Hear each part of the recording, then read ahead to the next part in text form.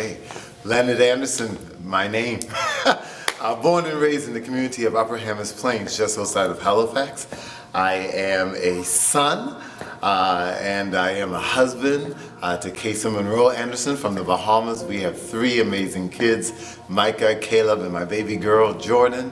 And so that's who I am. I'm pastoring at Emmanuel Baptist Church. Last month marked my 20th anniversary there, and so it's been an amazing journey to see the mosaic that God is building in the kingdom. I'm a retired chaplain after serving 20 years with the forces, and that's me in a nutshell. Yeah.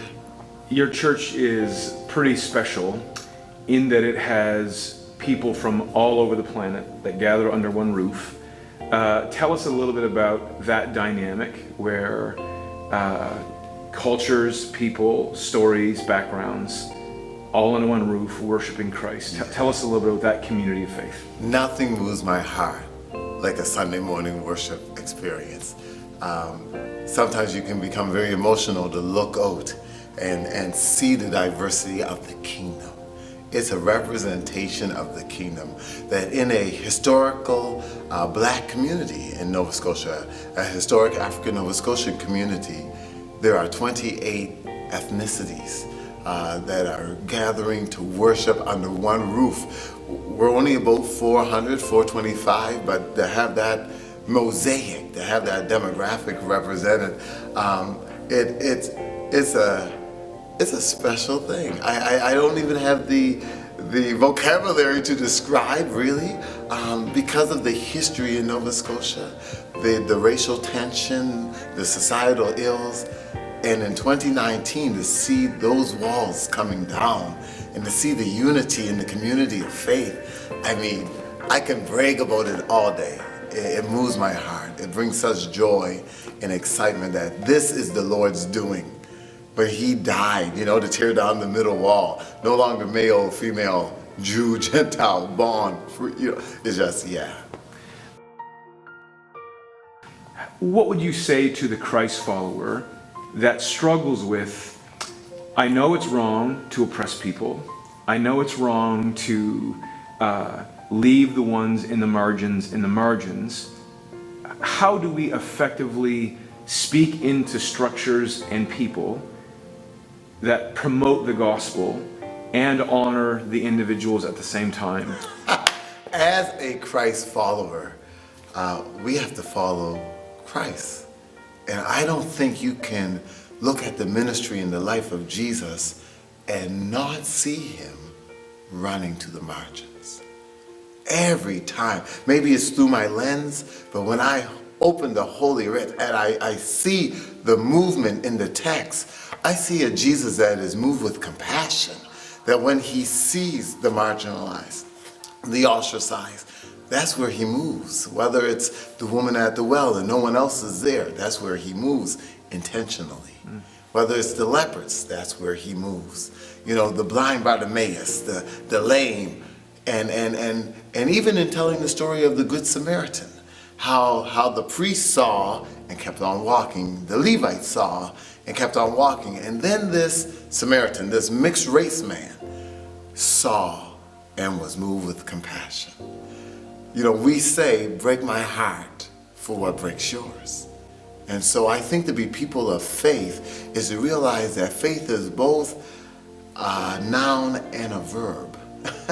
Faith is both what we believe and it's how we live because of what we believe.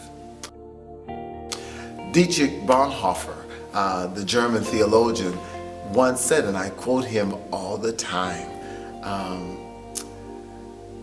silence in the face of evil is evil itself.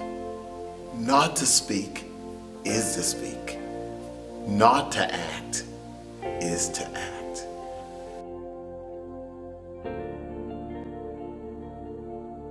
I like the Micah 6. What does the Lord require of thee, O man? But to do justly, to love mercy, and to walk humbly. Hear the action. Act justly. Act morally, fairly. humanely, act justly, love mercy. I also love Amos 5, that justice would roll down like a mighty river, and like a never-ending stream. That's just a force.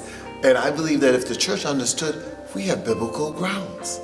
This is what the scriptures calls us to do.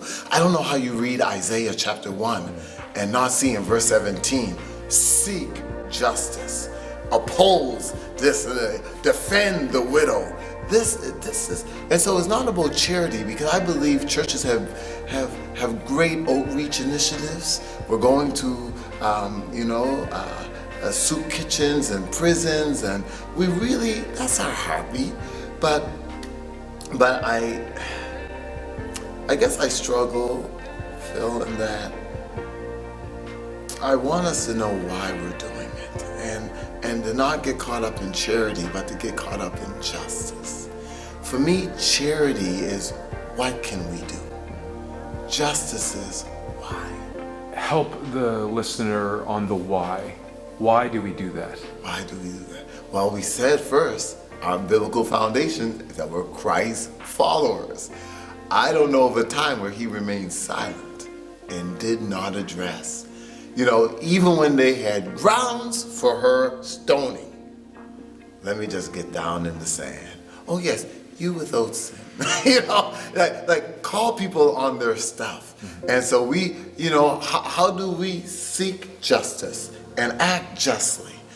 Because it's one thing to know it, it's another thing to do it. And we will never change what we don't confront, right? And so why do we do it? Because we want to be light in darkness.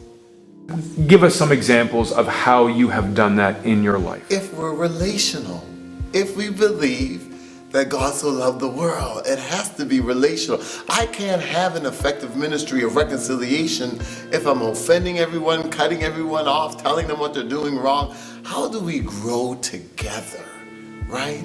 And many times it's ignorance. I didn't know that phrase was inappropriate.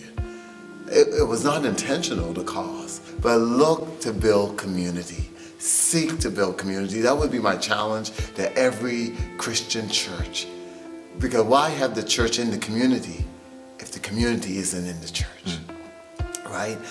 Sesame Street is the people that you meet when you're walking down the street. Who are the people in your neighborhood? Right? We need to get to know the people in our neighborhood, because why do ministry? Anyway, that's a whole nother. I get an attitude when people can do missions in Cuba and Asia and Africa, but can't do justice down the street. The last question I want to ask you is, what would you say to Cornerstone Baptist, our church family, our 3 sites, on issues of justice in their own individual lives, with the people that they meet as they walk down their own streets? What would you say to encourage them in this whole conversation? I say to Cornerstone Baptist in all 3 sites, 4 words: be just, bring justice. I won't be stuck in a monument, my church.